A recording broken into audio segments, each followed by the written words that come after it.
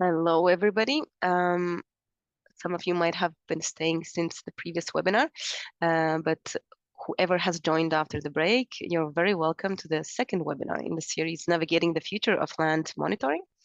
My name is Ruth Escueña. I'm from Evenflow. I'm the overall host of today. We did have the forest session at 2 p.m.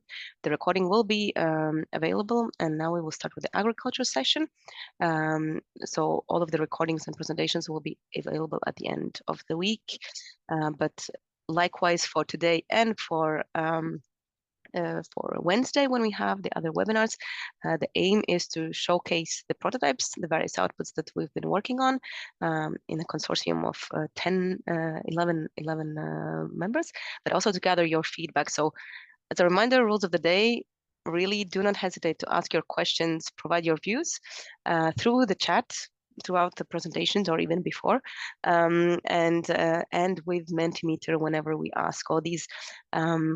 All this feedback will be incorporated in the project. We can quickly have a look in the next slide on the agenda. So this is the part in gray, which you already either missed or lived through. Now we're starting the agriculture prototypes.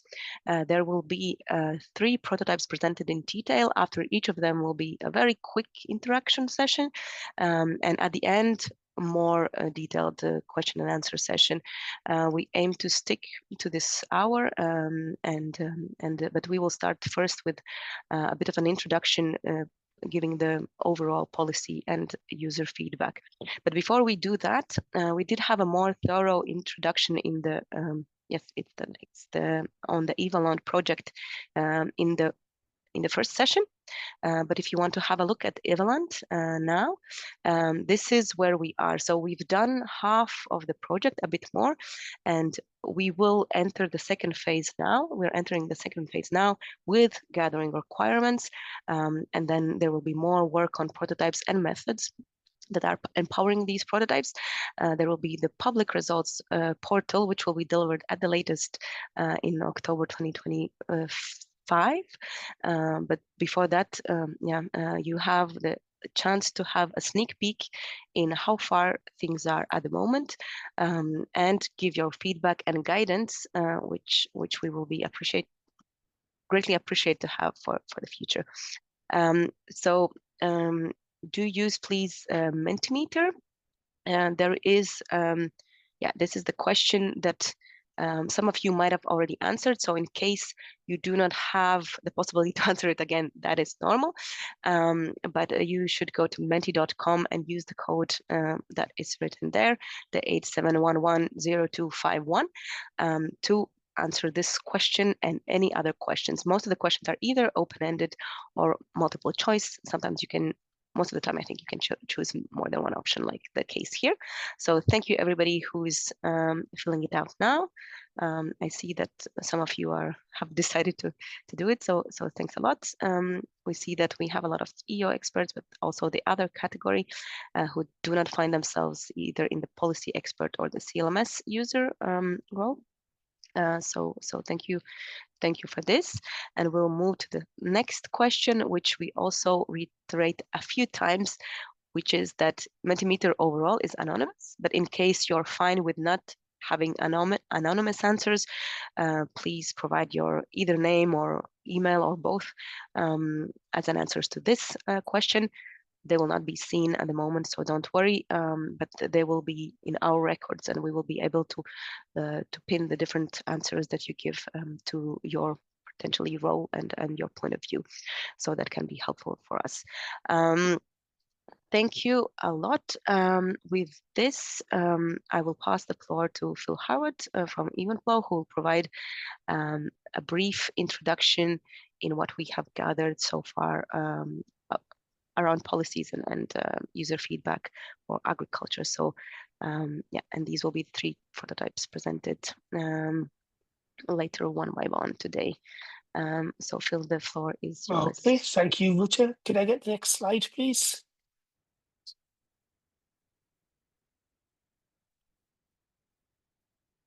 That's the one. So thank you, everybody. Now, As Ruta already mentioned, we already did a round of updates with users right back at the start of the project. This is actually our second round of iteration. And I just want to give a quick summary of the key points that we picked up. Now, obviously, the use of Earth observation for agriculture and crop detection is pretty well advanced, but there are still some work to be done. One was around improving what can be done around crop types, particularly around cover crops, field scale, seasonally or annually. Most of what's out there at the moment is more annually. But also, it's not just about crops. For things like looking at cap eco schemes, you need to know the non-productive areas, you need to know the field borders, you need to know the hedges, you need to know where there's anti-erosion strips being left. So small linear features are also very, very important, as are things like ponds or streams, where you can see that there is some non-agricultural biodiversity there. We also found that there's also a very strong interest in events, not just knowing what crops are growing, but they're looking at the calendar of it. When did the mowing start? When was mulching? When did grazing start? And there are some key things that people are interested in, but there's also some flexibility needed. Different countries use different definitions of different things, and therefore whatever we produce needs to be able to support that.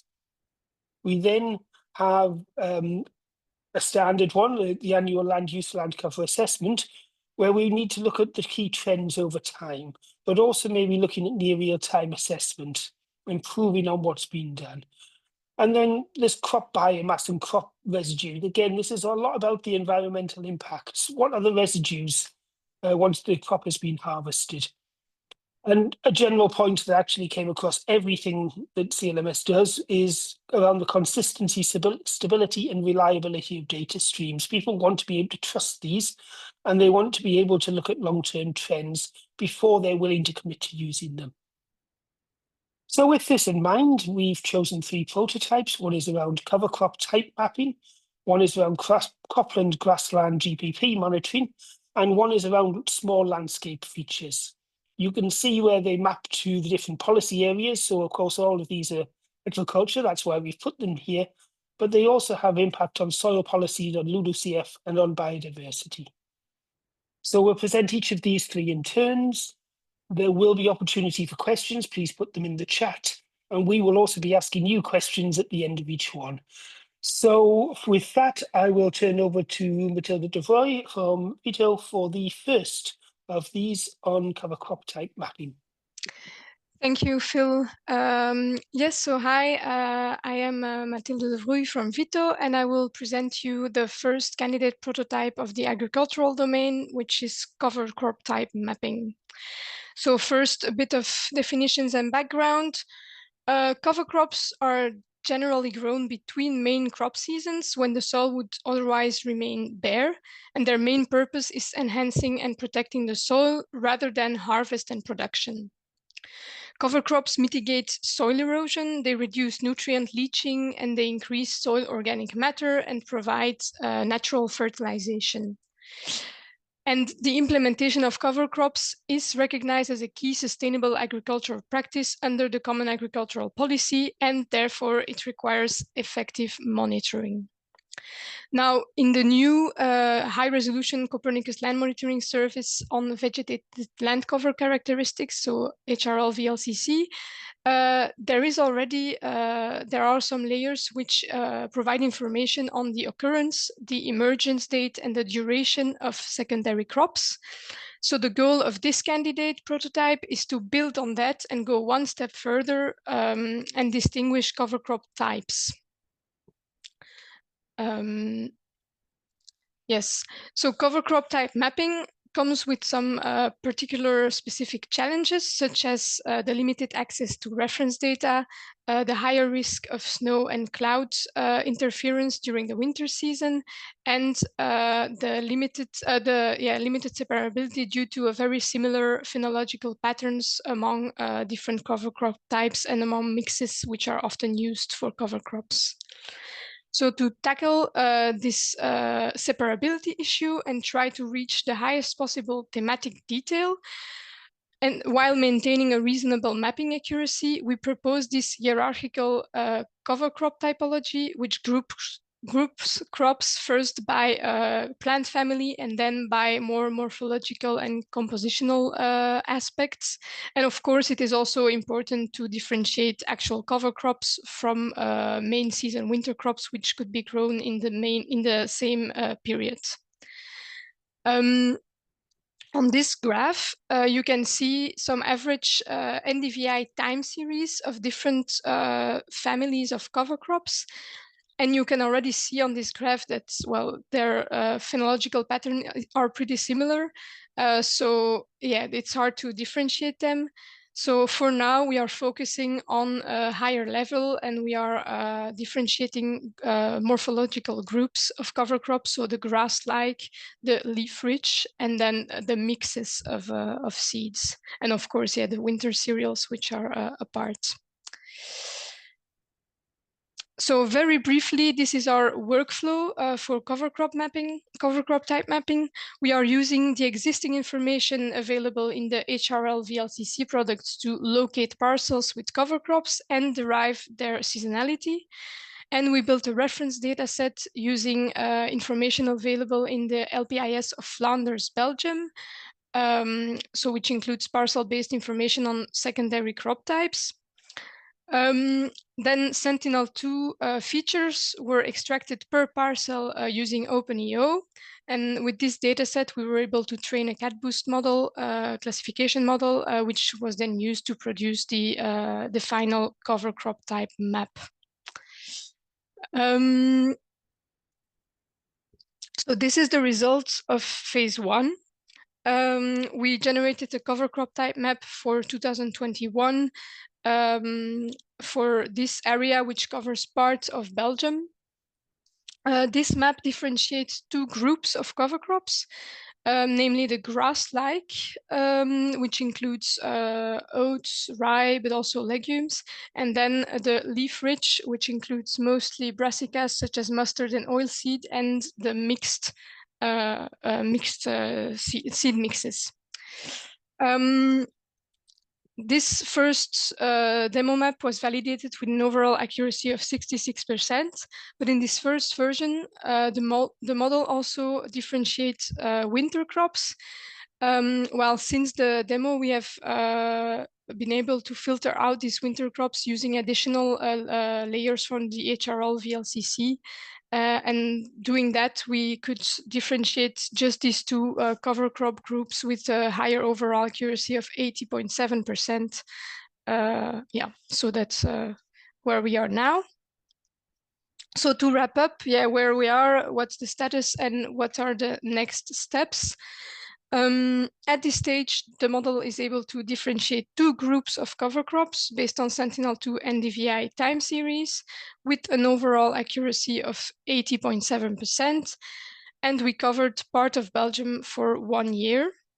The planned developments and potential improvements include further fine-tuning and the classification algorithm, and the feature selection, and to assess the added value of Sentinel-1 features. Then, well, this we already did, but so filter out winter crops using the HRL VLCC product instead of letting the model do it. And then the product should be expanded at least to cover whole of Belgium. And then, given the availability of cover crop type information, the yearly availability of cover crop type information in the Flemish LPIS, we will also be able to expand the product temporarily, at least for this region. But so the main limitation, however, remains the lack of reference data. This is currently a blocking issue to be able to correctly transfer this method to other regions and to further for the further operationalization of this prototype. So yeah, that's it for the cover crop type mapping. We can now go to the questions. So this first question is, we would like to know which minimum level of thematic precision would be useful for you, for your potential use cases. So you have seen that it's challenging to go to a very high level of precision, but it would be interesting to see whether you have a specific level that would interest you. So here there are 4 answers: the morphological groups, the plant families, other, and the crop types. In case you have some specific other crop types that you would like to share with us, please do that in the Zoom chat. It's just a technical comment. Sorry, Matilda, for jumping in here. No problem, thanks. And here, yeah, you can choose multiple answers, so you don't have to go for just one of them.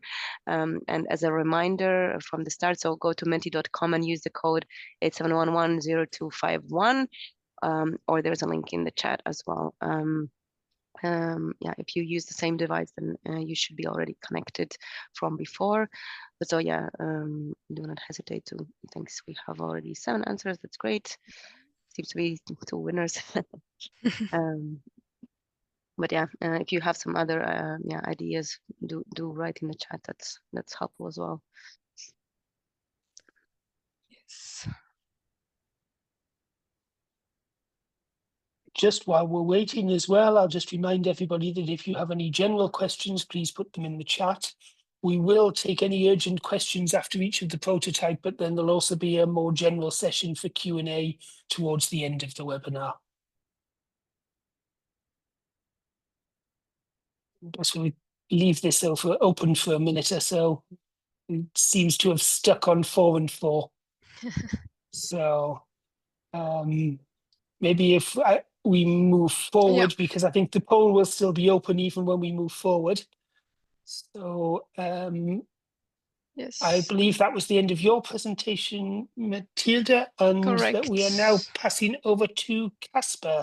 I think there was another question, but was there? I thought so. Yes, you have. Yes, you are another Sorry. question. Yes, sorry, I beg your pardon. Yeah, so that's a bit of a cry for help, maybe.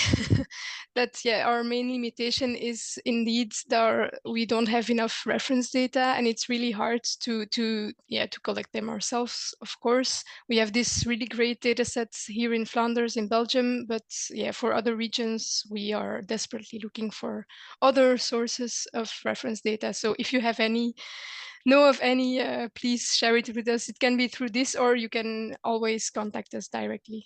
I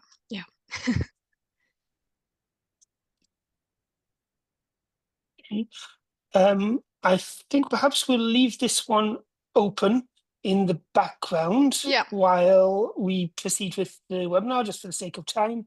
So I don't see any immediate questions in the chat, so please, if there are, put them in for the next. Otherwise, Casper, would you like to take over, please? Yeah.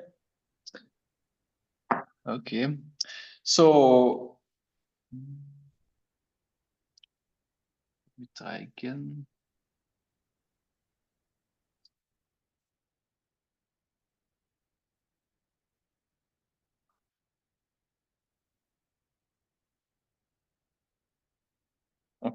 Okay, now it seems to react. So I will present you here today the crop and grassland prototype. I've been working on this prototype together with my colleague Astrid. So this prototype is mainly focused on crop and grasslands, and this methodology is basically inherited from the Copernicus Global Land Monitoring Service at 300-meter resolution that also produces gross primary production, but we made some modifications. And this methodology is based on the concept of the Monteith approach, which makes use of the light use efficiency concept that assumes a linear relationship between carbon photosynthetic uptake and radiation capture at the canopy level. So in a simplified way, you can estimate JPP by combining meteorological information, so solar irradiation, to quantify the theoretical maximum GPP, and then adjust this theoretical maximum GPP based on the actual vegetation conditions, and therefore we can use optical satellite imagery, so the EVPAR. In a more detailed way, you have different parameters that can be used to calculate this GPP, and that's also the formula we used for this prototype. And as you will see, green and red boxes. So all these boxes highlights the parameters we adjusted for the EvoLand prototype compared to the existing CMLS service. So the green boxes are the ones, the parameters that we already adjusted in the phase 1 of the work, and the red box is still a parameter that we would like to adjust in phase 2 of the work. So what the formula tells you is the first 3 terms I used to calculate the APAR, so the absorbed photosynthetic active radiation.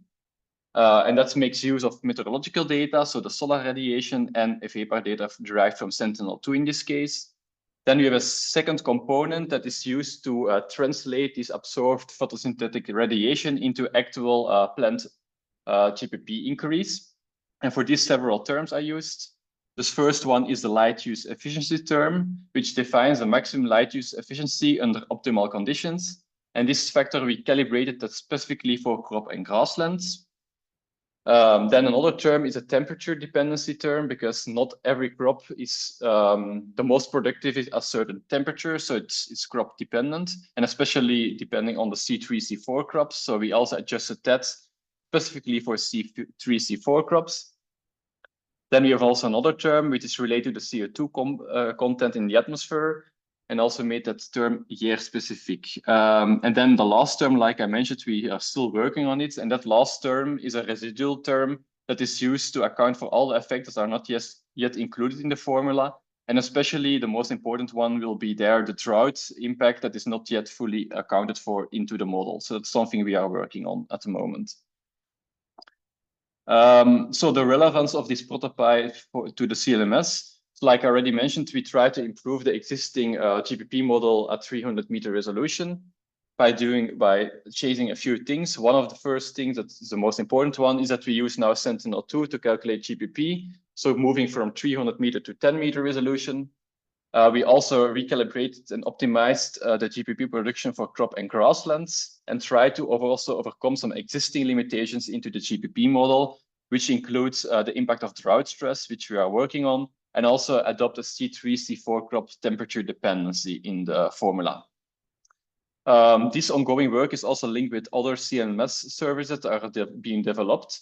Like, for example, for the HRVPP2 projects, for which we will map a 10-meter resolution seasonality parameter based on productivity data. So also there, the work done in this context is quite relevant, because if you have 10-meter GPP, you can use that for deriving the productivity-based phenology estimations. Then the C3, C4 crop adoption in the formula, we also need to know at which location potentially some C3, C4 crops are cultivated.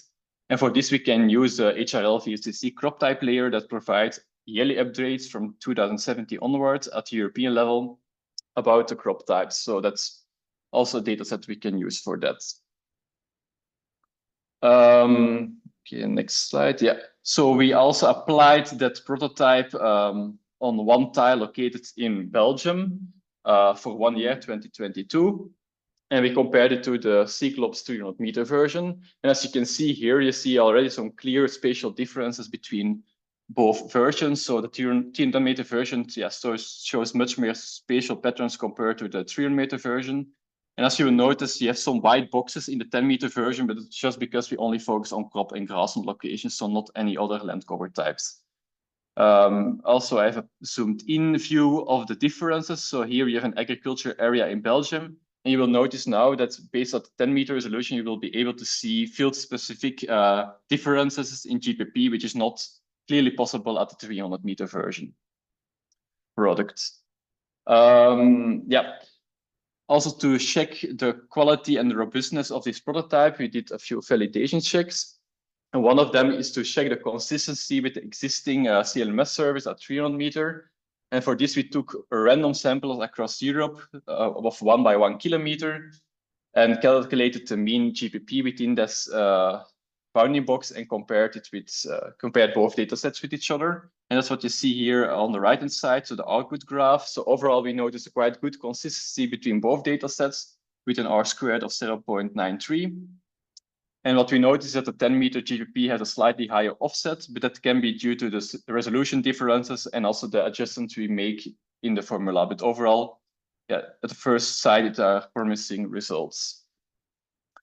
Yeah, GPP can be used for a wide variety of application domains. One of them is, for example, in the domain of precision agriculture, because GPP production can be used as a proxy for yield.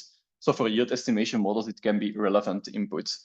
And also for crop monitoring, it can be important because if you have the GPP time series, it can be used to derive, for example, productivity-based phenology estimates.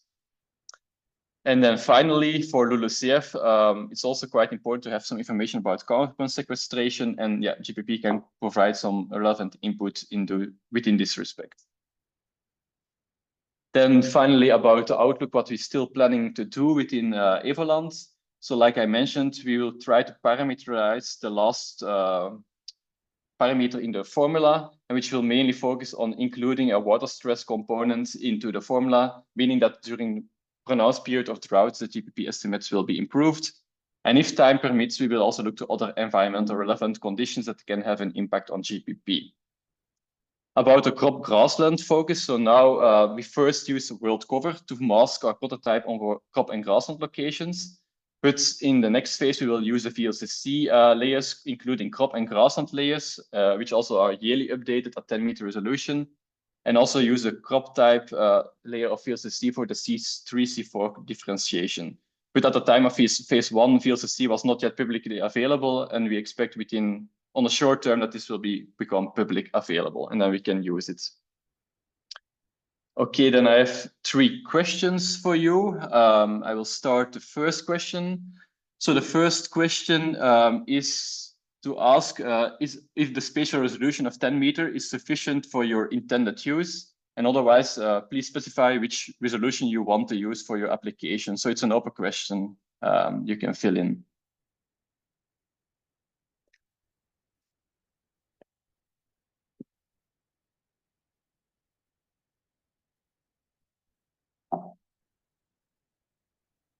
Okay, I already see 2 responses. That's 4 responses that is sufficient 10-meter resolution.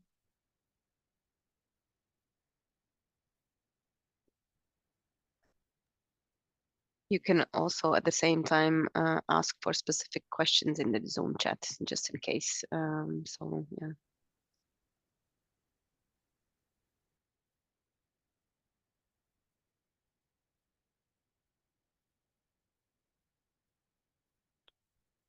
Okay, I think it's clear that most of the people agree that 10 meter is sufficient. So maybe we can already move to the next question because I have still 2 questions to ask. So the next question is, at which spatial level would you like to use a GPP prototype? So first at field level, so only at parcel level, or at regional level, which is NUTS3, for example, country level or European level are the options you can select. I think here as well, there was a possibility to select multiple options. Okay. Just in case.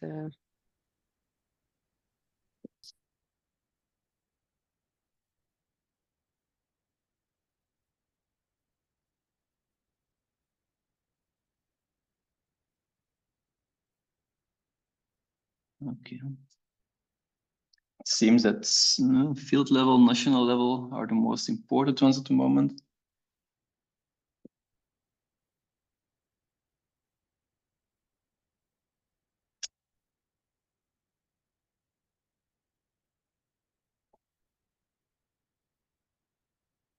Okay, interesting results, quite spread the response, but national level seems overall then the most important one. Then I have the last question. So that question just asks for which land cover would you like to use a product? So there are 2 options, but you can also select both, so grassland or cropland.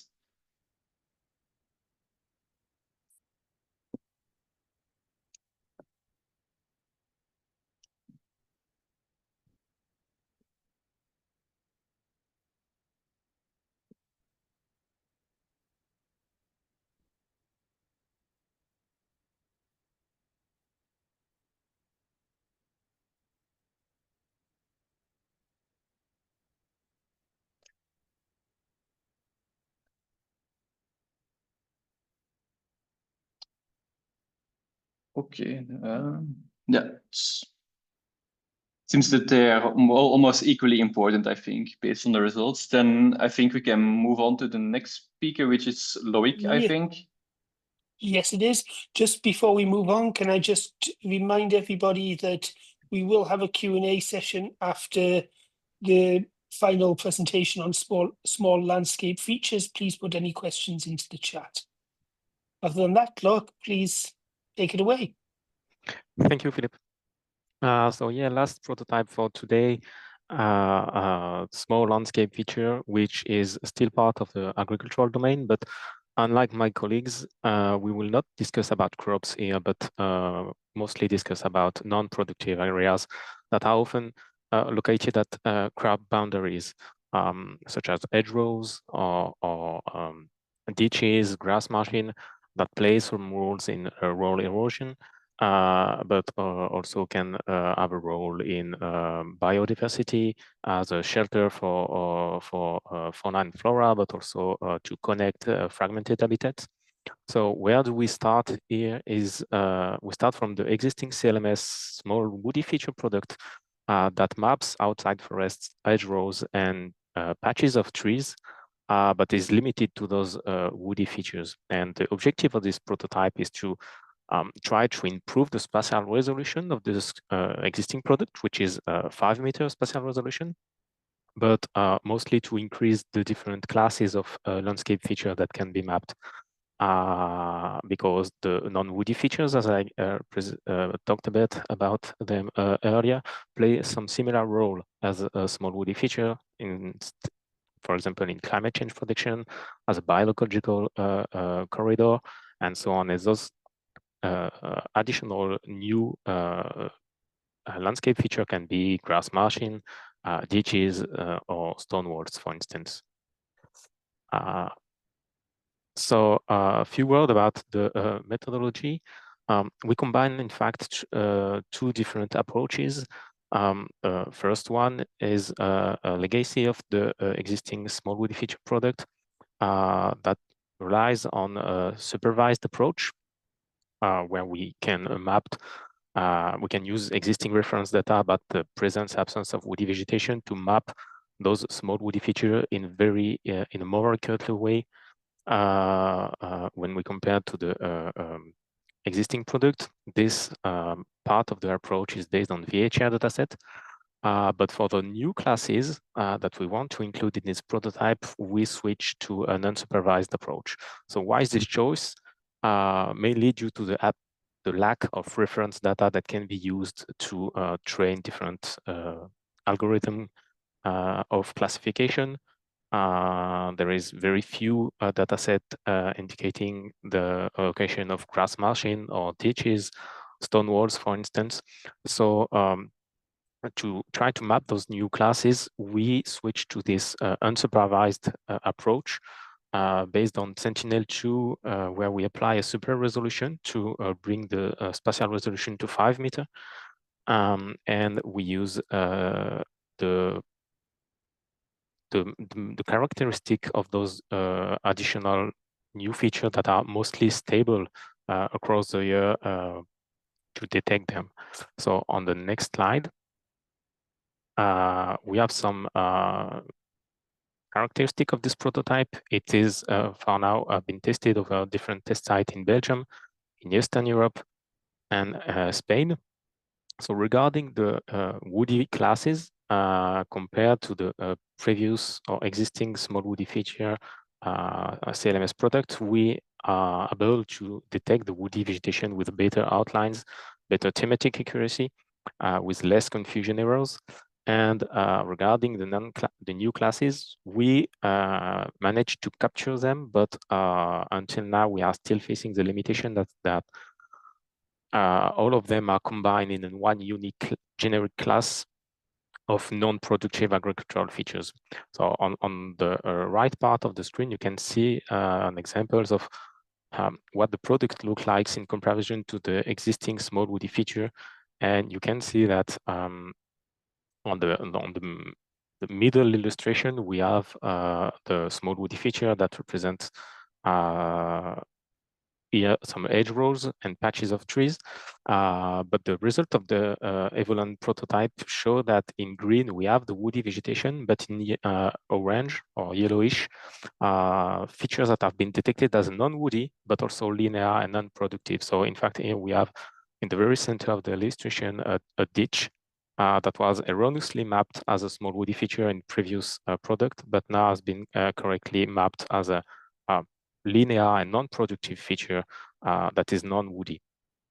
So now the next step of this prototype on the next slide, please, is to extend the coverage of our tests to, of course, map at a larger scale. But also, first of all, is also to manage to subdivide this new class into several classes of grass margin, ditches, stone walls, but also including ponds that have been that were not in the initial user requirements that we collected at the very beginning of the project, but where we get some feedback about the strong interest on including small ponds into those small landscape features. So the remaining of the project will also try to include this into those new class. And of course, in having an industrialization, operationalization in mind, the scalability, of course, of this prototype will be a major thing in the next phase. But as I mentioned earlier, one part of the method relies on the VHR data, and we know that sometimes the VHR data coverage could be a limiting factor, especially if we want to have a very frequent update of the prototype. So I think that's basically all, and that will bring us to the first question. So it's an open question about this small landscape feature prototype. What improvement should we prioritize? So yeah, it's an open question. I'm starting the Menti here. That could be the update frequency, the spatial resolution, the number of classes to be included, but it's really open.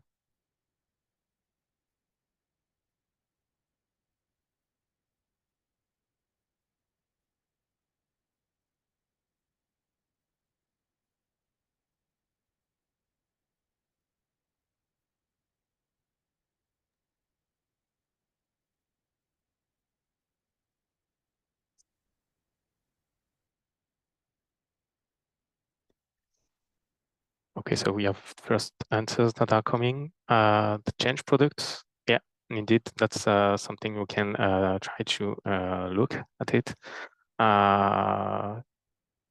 It will deal with the next question about you will see, but it's definitely something we have in mind. Improving the spatial resolution in classes, okay, and the number and of course the accuracy of the new classes. Okay. Maybe we should move on then, because I think this one's and the next, and then I think last question, which challenge of your work could be partially addressed with this prototype? Here again, it's an open question linked with your field of expertise.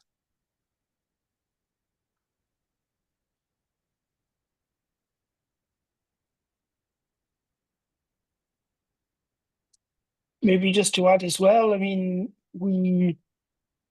obviously it's very useful for us to get this, but we also welcome contact directly if it's not possible to summarize in a few words, or if you need more information before saying.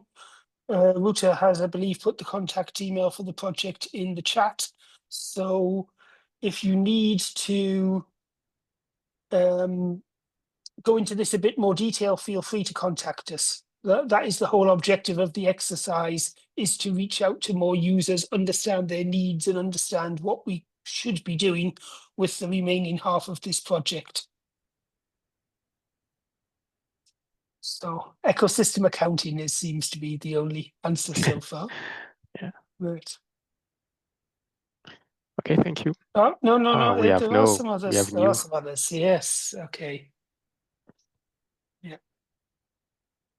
Okay, very interesting.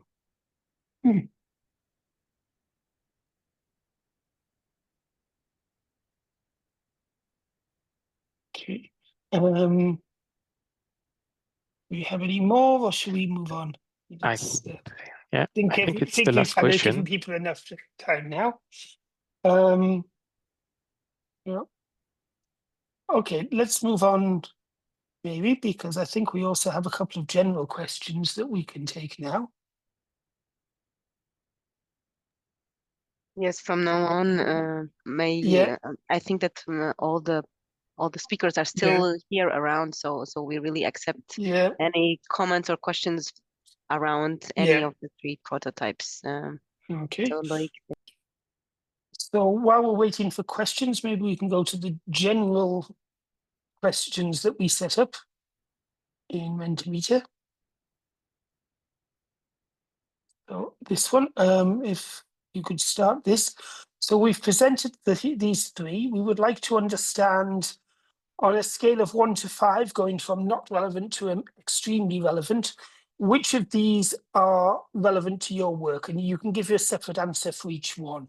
But it would just be very useful for us if you look at the Menti, you can tune from 0 to 5 for each of these where they stand. So getting few results here.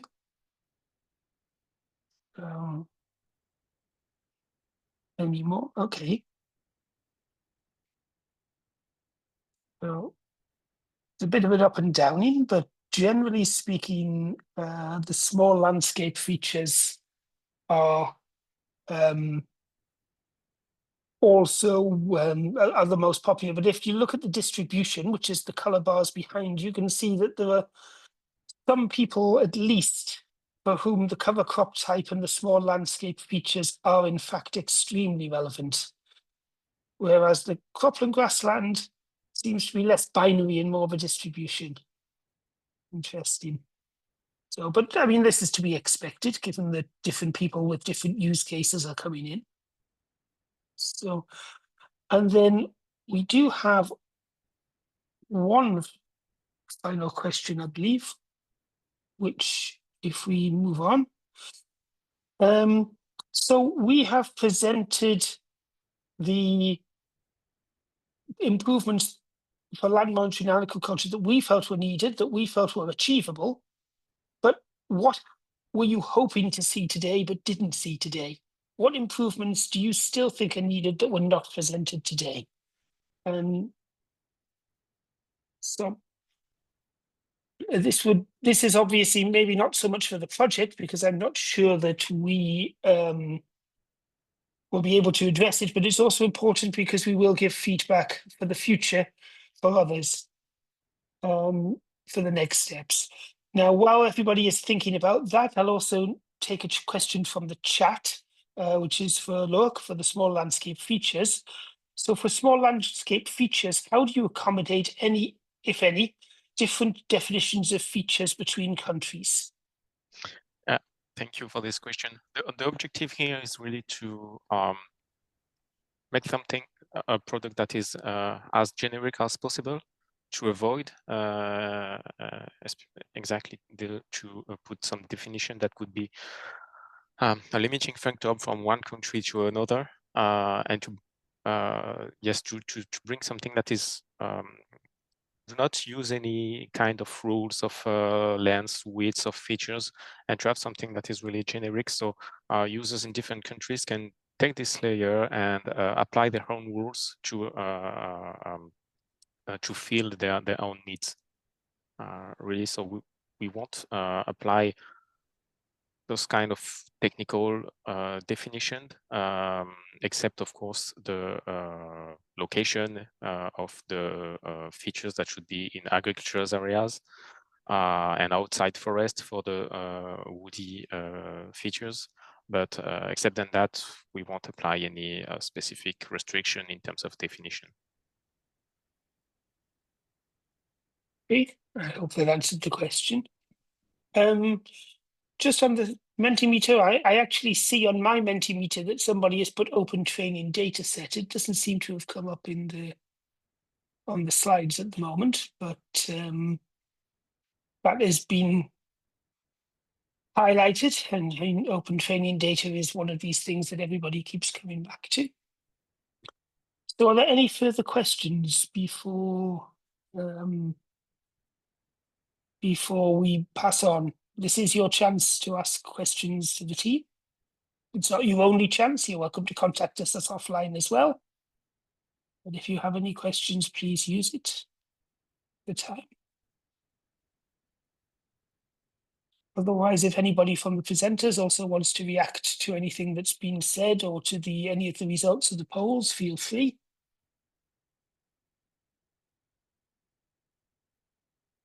And if not, here we go. A follow-on question. So is individual tree part of the target feature in the prototype? That's a tricky point. I will say that will depend on the size of the tree. We will of course have a limitation of the for smaller elements. The spatial resolution of the Earth observation we are using would be a limiting factor here. So isolated trees can be included in the product if sufficiently large, but of course, if you know that smaller tree that could represent 1 or 2 pixels on Earth observation, yeah, it could be some limitation here. And I have to say that the small landscape features does seem to be popular here, because you have another question around the methodology to assess the accuracy. Regarding the validation and accuracy, we relied on visually interpreting some different validation samples that were sampled over the area of interest by using a stratified approach. But so far, the first phase of the production of this prototype have been limited to a very small subset of areas. So far, we don't have any completely relevant at large scale accuracy figures, but this is an objective of the phase 2. Okay, thank you. And we also have a question on catch crops as well. So regarding catch crops in winters, can you detail how you handle heavy cloudy cover? Yes. Yeah, so for now, what we have been doing is just applying some interpolation on the time series, because we've been using only Sentinel-2. But yeah, therefore, in the further developments, we would like to see how Sentinel-1 can also help.